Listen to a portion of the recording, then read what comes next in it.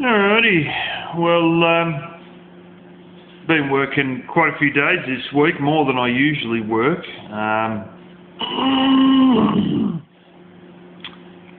I'm thinking it might be time that I more or less go back to working full time, at least for a while. I'll see how the boss reacts to that. We have had a huge influx of shit lately, and that's like, we've been going like a bat out of hell. And I think he'd be happy if I was happy to work 5 days a week again, or 6 days a week, at least for the meantime. There's another fairly big job in the pipeline, September, October, something like that, in an area that I have generally, well, that's what I was originally got this job for, was to do a certain type thing, and that's really my specialty. And other people who had a clue have all left. I'm the only one left that has a clue, really good clue, of how these things happen and how you got to set them up and everything like that.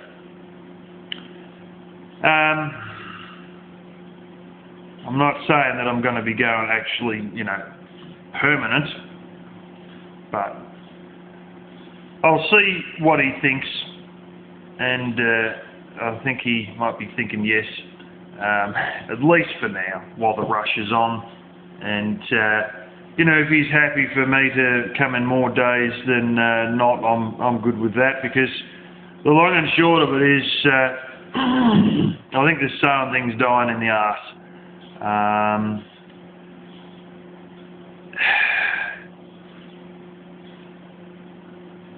I've been talking a bit with my sister and brother-in-law. They've been down this end of the state, and my sister's issues telling me that, these things are all right, but and everybody knows it's not a great profit on these things. But the hardest thing is to get customers. Holy smoke, yeah. Well, I'm no salesman, and that may be a real problem. And it's one of these things, like, I'll listen to a great man in one of his speeches, and it's not just this man, but a number of people have said the same thing. If you get a job that you're passionate about, you'll never work a day in your life. And so many things, even books I've read, if you're passionate about what you do, you'll do a better job than those who are just doing their job. You know what I'm saying?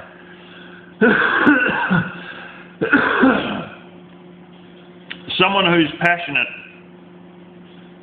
about something will make more of a go of it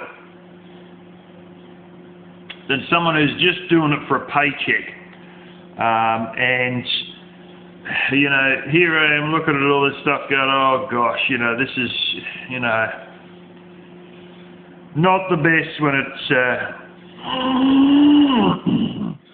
a lot of the stuff I'm making doesn't really look professional, and it's very obvious. And you get professional things made in Bangladesh, and they're working for 24 cents an hour, and I've got zero customer base and all that sort of thing. Hell, I went on dating sites to try and get fat chicks so I could get an idea of how to custom make things, increase my skills by making things not just for one person who's the same size, which would happen to be me, but various different people at different sizes, and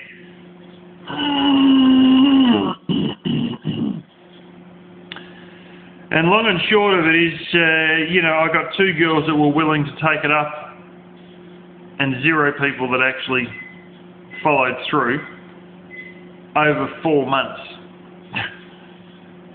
Or thereabouts. It might be 3 months or something, but it's been a fair while, and it just, it probably is only 3 months, but look, it's just hopeless. I'm battling to even get other people to try at different sizes on, who are members of the public, who aren't family members. And as a result, I would get experience in making stuff for different sized and shaped people, and they would get free clothes. And Headline, free dresses. Couldn't get anyone. You know, bloody unbelievable. And this is the thing, you just sit there going, holy smoke, like,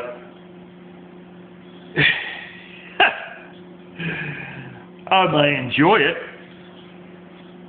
but as this great man also said, hopefully you'll pick an industry that's traditionally a good industry and some industries aren't. Well, I think I fell in the hole right there because, you know,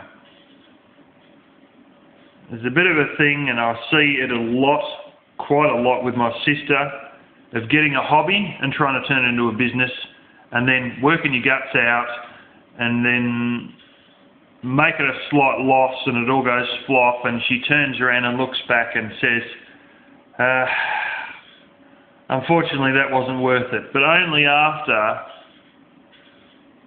I mean, she wants to try it out to see if it's going to be successful or not, you know, and she's done a similar thing lately with the pigs that she's got, you know, and huge, massive effort to then make a slight loss. And, you know, some of these things, it's a hobby that, oh, well, I love this, so, you know, let's go ahead and do this. And then you do that, and then you flog your guts out, and then you make a slight loss, and what was it all for? Well, the hope was that it was going to fly, the hope was it was going to make you profit, the theory was it was going to make you profit. She nutted it all out, and theoretically by this prices, boom, boom, boom, but she was running on pork prices that had existed a year or two prior, before the market went flop. And when she took it on, the market had already gone flop. And she realised this when they were, you know, grown to 3/4 the size they had to be. And yeah. Anyway, long story short, I was hoping the Made in Australia thing might hold some substance, or might fly, but I knew that things were going to be very hard and profit margins weren't going to be very good. And, you know, at the end of the day, I wasted $1,500 on material and sewing machines, but at least I've got a skill, and at least I'll never run out of fabric ever again. But this is the thing, you know, I've got hundreds of yards of the stuff. But this is the thing, like, it's good in a way that it was only blew out to $1,500, not $15,000, you know. Yeah. But anyway, I'm not saying I'm never going to sew anything again, but I'm just saying it's one of these things where, you know, you'll be flogging a dead horse trying to get it to move, you know, and it's not something that flies. I mean, I got stuff on that I've made right now, but it's just, you know, you're not really going to go flying with all this stuff. And I mean, really speaking, it is what it is, you know. It's one of these ones where she was encouraging me because she loved it and she wanted me to be passionate about it, and I was, you know, and I was looking at it all going, I'm not a salesman, we're going to have to work out. I'm thinking, well, what workout stuff will make it fly? And you could. If I had some endless stream of fat people who needed custom clothing, I could easily make it fly. But once again, I'm no salesman. Once again, it's not like all fat people congregate together so you can just sort of hit one, you know. I mean, you could have a cake show. You get a lot of fat people there, maybe, and you might get a whole heap of people who are thin people who love baking, you know. You know what I'm saying? It's all... The effort to reward is so far strung, it's so far between that it's really just a bit of a dead horse. Having said that, I started asking the brother-in-law, who's a certified building engineer, a few things about things and a few things about some of the houses they've seen in their area, which are very cheap, and rent for an all right price, and it's not a great price, but we're talking properties that is easily affordable for me, house and property. It's easily within my price range, with the money that I've been saving up. And it is a long haul to get to their joint. Yeah, you would be actually shocked at the prices. I've started looking at the prices around here, even in this part of the state. Nothing is cheap. Nothing is cheap. Even joints that are out the back of fucking beyond. There's still, even up where my sewing machine mechanic is, and even further out from there, places are still way overpriced for what they should realistically be for towns that have got no bloody jobs, But having said that, there's another area that a workmate's dad lives in,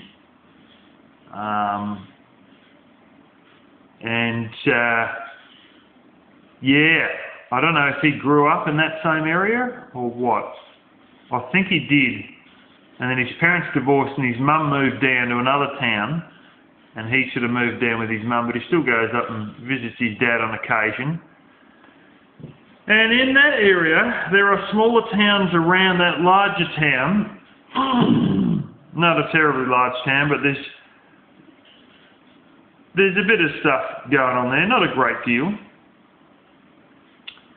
A lot of grain growing, hell of a lot of grain growing. And there's some of these smaller towns, and holy smoke, there are some cheap houses there. I mean, like, I wouldn't even need finance. I could just walk in and buy them in cash, and just darn,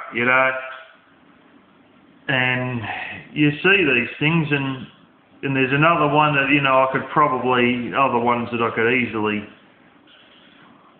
quite honestly, I could go and get myself, and this is a trick that this same workmate actually has done, when they needed to put a deposit on the place that he's now living in. He went and got $20,000 loan out for renovations on the house they were currently in, took all the money out, and just bang, put it straight into the deposit on the next property. And that was sort of a very good move. Quite honestly, I could borrow $10,000 or $20,000 on a personal loan and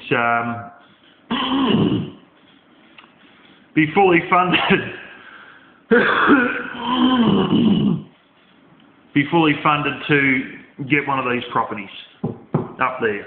And if I start working full time again, I could cover that $10,000 by the end of the year and pay it out and fully own the place literally by the end of this year.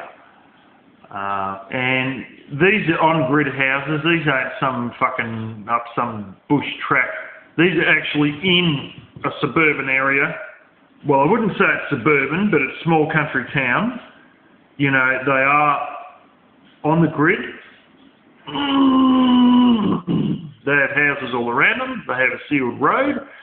Some of them have a primary school only 150 metres away. And you look into all this and you say, yeah, at, $32,000 I can have that. At $40,000 I can have that, And you're really looking at this stuff going, woo, this would be good. And some of them are not too bad on the outside, like structurally, and even looking at them, they look fairly good. The insides look shit. You'd probably, redo the drywall inside, and quite honestly, I'd be ripping the bloody lot of it out.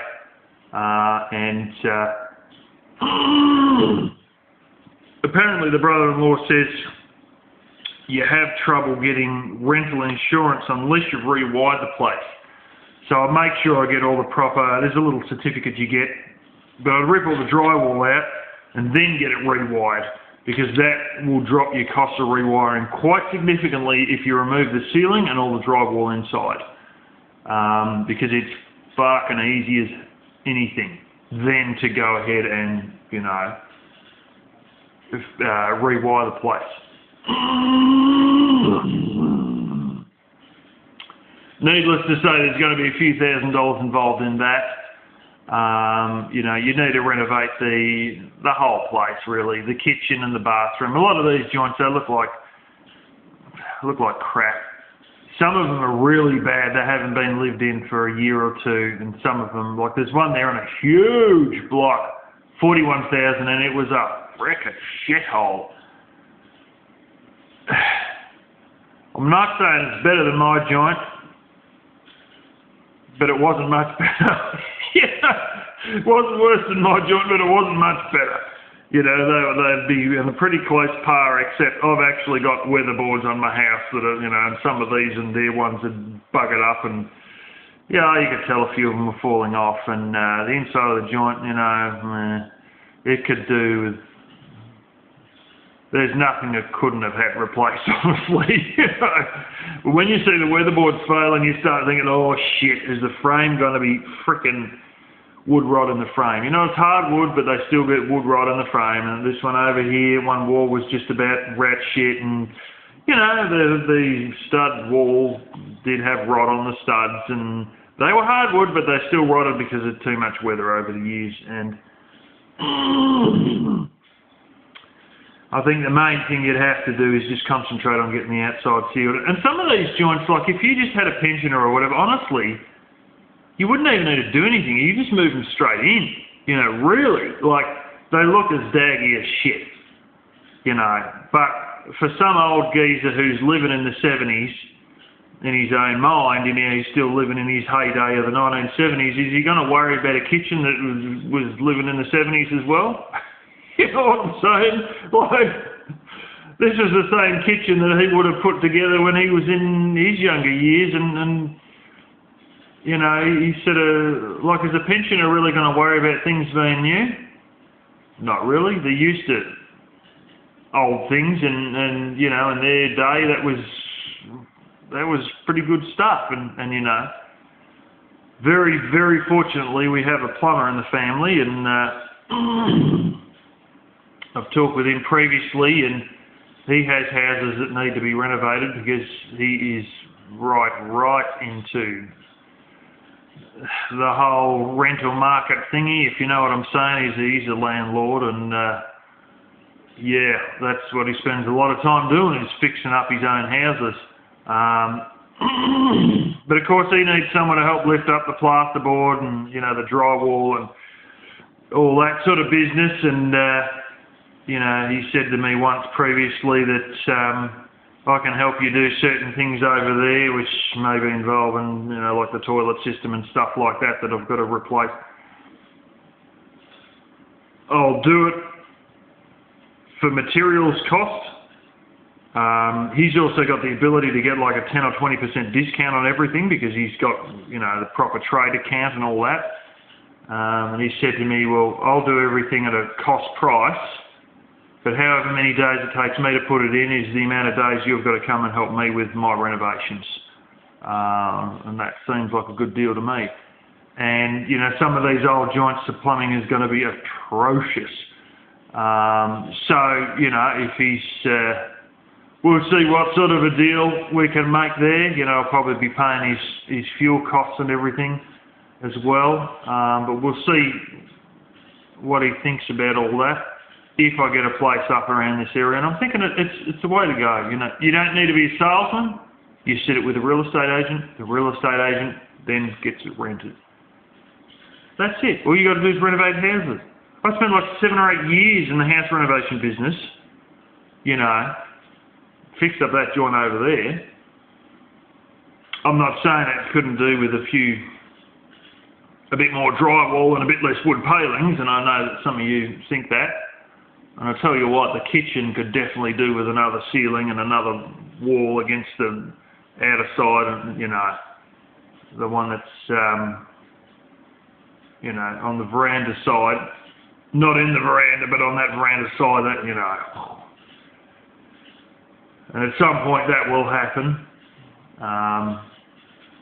But I'm not really worried because I'm only making it, you know, so it's good enough for me.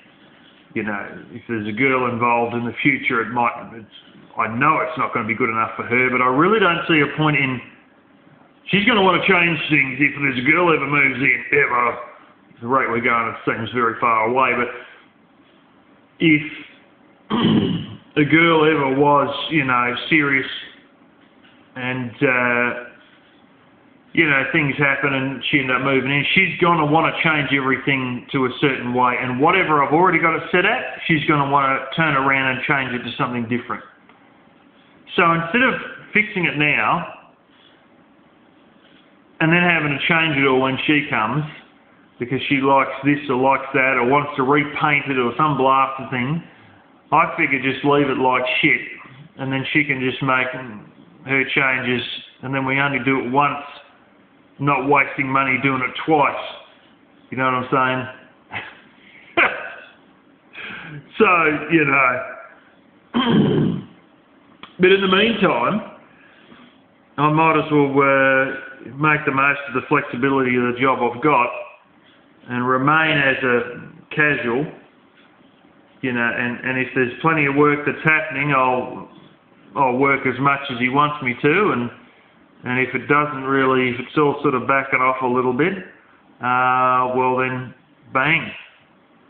Literally say to him, well, how about I have a week or 2 weeks off and go up and, you know, if it goes to a quiet period, I can take time off, go up and fix one of these joints up. And also, there's the workmate's dad up there. And, well, you know, I think he's retired or semi-retired, and, you know, if I need someone to help me lift a bit of drywall up, here's a bit of blooming cash and, you know, come help me and I'll pay you in cash sort of thing. Whatever. You know, no big deal. And I think he would probably bite at that. Yeah, be interesting. But at the end of it, you know, there's a place I saw that's up in that area, $112,000. It was rented for $240 a week. Wasn't too bad a place. It's probably only a slightly bigger version of some of these other things I'm seeing for $32,000 to $40,000.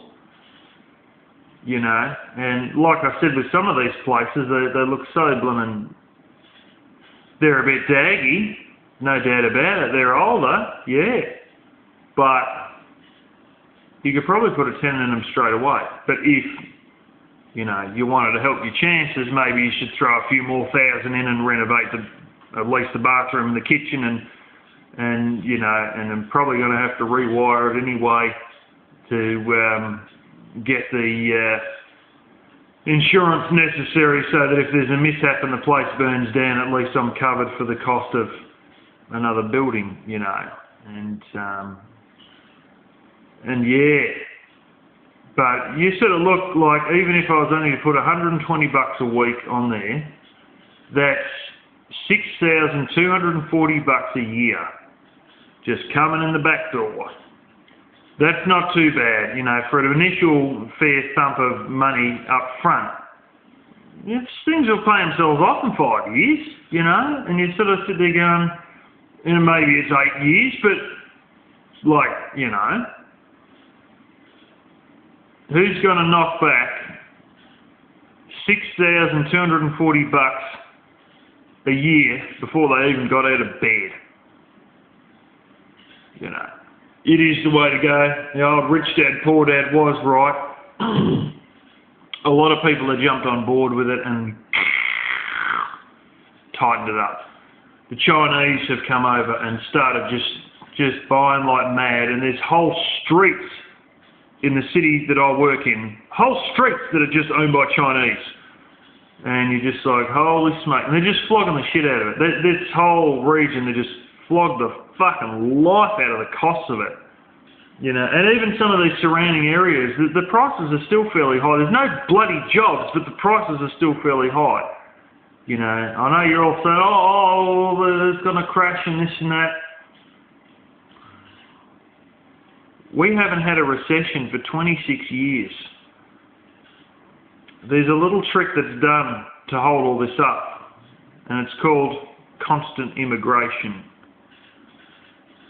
You know, and now a lot of the property market is floating off the back of Chinese millionaires buying property in Australia because they reckon in their mind Australia's the best place to own property. It's also not inside China, so they can't really squiggle them around too hard with tax. They said, oh, well, if it's anything over $500,000, they need to get approval for farm properties. But you know what they do? They buy it in partnership, so they set up 3 trust funds, and each trust fund owns 1/3 of the farm. And they just got straight through it, didn't they?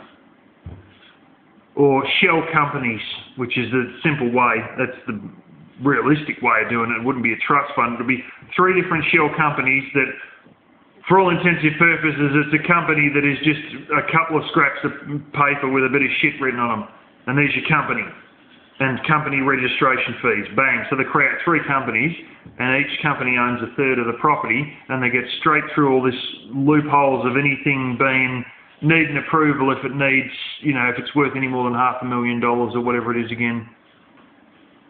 Is it? No, I think it's actually $2 million or $1.5 million. Some fairly high figure, but it's not $500,000 because shit. There are blocks of land in a town that's up the road from me that are $550,000 for a vacant block. And some of them are $630,000, and I'm like, fuck off, this is just not even real. It's not real down here anymore. But you go higher up in the state, you know, and you say, well, who's going to want to buy a house or rent a house out in these nowhere areas? Well, some people who are pensioners and are getting squeezed to death paying rent elsewhere. And the other big one is single mums relying on a government pension. And this is why it's a good idea to have a primary school fairly close. And that's exactly what is floating most of the rental properties in my sister's town, is single mums who are looking for a cheaper place to rent and a place that has a primary school that their kids can go to. And so they have literally moved just for the low rent costs of the town that she's on the outer edge of. And, you know, I think in many ways that, you know, that's one of your most viable options there, you know, is, but, you know, definitely pensioners, there's different, I'm not saying that it's, a lot of farmers, sometimes they get, you know, a bit over farming at the end of their life, and they actually don't have a son or anyone that wants to take them, so they sell the farm off, and then they buy themselves a small place in the town, of course, because they've got the money to buy it. But if there's any farmers that ever go bankrupt, the next best option, you know, is a cheap rental place like that. And I'm not saying it's the best option. I'm more or less saying it's the only realistically costed option. Now, one of the rippers is churches. They sell quite a few churches in these small towns. In fact, I even seen a town that pretty much went flop on its face that isn't too far from some of these other ones. And it sort of went flop for all intensive purposes. Wasn't much of a town to begin with. But they had a town hall, and the government auctioned off the town hall, and it went for fuck all. And it was fully brick. And, you know, brother-in-law being a certified building engineer, all we need to do is draw up the plans and get it all done for a few non-load bearing walls, and you can turn a church into a small house. And, you know, that's, there's one I've seen that was for sale there. But some guy just decided to live in it, just like a big room. And he had a kitchen set up that looked worse than mine. It was, well, it was a camping stove on a table on a few cinder blocks. But, you know, that was a fair price, but when I looked at it, I think it was in a fairly prominent up area, like an area that you wouldn't expect to get as cheap as that was. It was 99,000 or something like that, but that's a bit high to what I'm looking at. But yeah, there's another one I've seen that I think it was a church also. Sometimes you even got these golf clubs and stuff like this where they close down, they subdivide the land, but then they sell off the club room, you know, and convert these things into a house, you know. You've actually got to hire for a public building where there's a, you know, a meeting place or a lot of people come in. There's actually a different standard of building code that's actually higher because it's got to have more fire safety than you would have for an actual residential property. And as a result, I think going back to making it a house, your building standards actually drop to a lower standard. So if they were made originally to standard, well, you'd probably be right. I can't really tell you all this for sure, but the brother-in-law knows all this stuff off the top of his head because that's his job. But I'm sure we could work a few things out, and yeah. So that's what I'm probably looking down the barrel at. And it's good, you know. Like, I've sort of sat there and I've worked out, you know, some of these joints, like I could have 2 or 3 of these places and you would be on easy street. You could take the year off easily and, you know, you wouldn't be living in India where it's cheap to live, or Solomon Islands or some other joint that's, you know, like the internet doesn't fucking work properly and you know, your hospitals are very questionable and the joint's dramatically under-resourced or anything like that. And I'm living in some cheap place in some foreign country. No, not a year off like that. You could sit inside this country and work for a few months a year because you'd have all this money pouring in the back door that would pretty much support you most of the time. You know, if you've got a few $100s a week coming in the back door, like, honestly, if I had $250 a week, or better still, $350 a week coming in the back door, I wouldn't even need to work at all.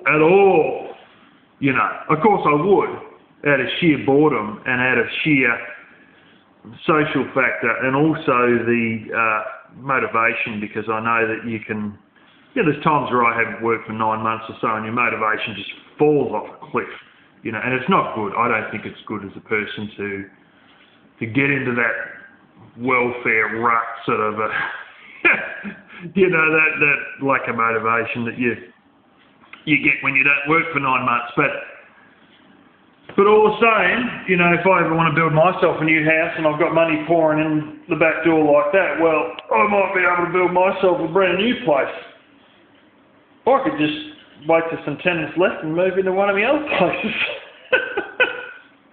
and live on grid. But I'd rather stay down here and stay off grid, and I would really love to have a house. I've got an idea in mind, have one area that's like a massive open plan area and then have all the bedrooms at the other end of the house. And the brother-in-law's already drawn up a design for another house that's pretty much like that, so it'll probably be just a piggyback design of that sort of a house. But yeah, the other one I'm seeing is houses that people move and they, you know, re-go and